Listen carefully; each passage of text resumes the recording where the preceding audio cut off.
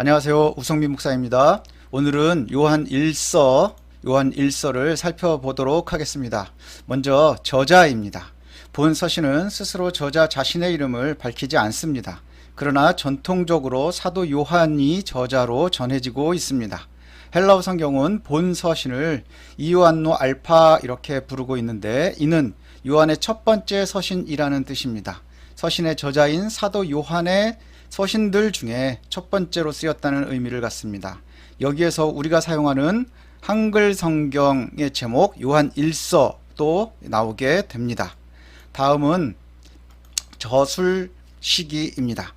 사랑을 많이 이야기하는 본 서신은 사도 요한의 인생 후반기에 기록된 것으로 보입니다. 요한은 예루살렘의 지도자로 지내다가 예루살렘의 멸망 이후 에베소로 옮겨 그곳에서 목회에 전념했습니다. 따라서 본 서신은 요한복음을 기록한 이후부터 요한계시록을 기록한 이전, 그 중간 시기 어디쯤에 저술된 것으로 이렇게 추정되고 있습니다. 이 다음은 서신의 독자들, 즉 대상이 누구인가에 대한 것입니다. 요한 일서는 사도 요한이 말년에 목회했던 에베소 교회 성도가 주요 대상이었을 것입니다. 그러나 서신에는 대상을 특정하고 있지 않기 때문에 우리가 조금 더 대상을 확대해서 생각해 본다면 초대교회의 모든 성도를 대상으로 사도 요한이 기록했을 것이다, 이렇게 추정해 볼 수 있을 것 같습니다. 그러면 이후에 요한 일서의 내용은, 주요 내용은 어떤 것들이었는지 살펴보도록 하겠습니다. 그 당시 교회를 어지럽히던 극단적인 이원론의 영지주의를 사도 요한이 경계하고 있습니다. 영지주의는 영혼만이 구원의 대상이므로 육체의 삶은 구원의 의미가 없는 것으로 가르치며 그리스도의 인성을 부인했습니다. 그러나 이러한 구원론 때문에 예수가 그리스도라는 것을 거절하는 이단을 적그리스도니 유혹받지 말라, 이렇게 권고하고 있습니다. 그리고 성도의 삶을 강조하면서 특별히 성도가 행할 의와 성도 간의 사랑에 대해서 매우 강조하고 있습니다. 자, 그러면 사도 요한은 어떻게 이단을, 즉 가짜를 구별할 수 있는지 세 가지 방법을 이야기합니다.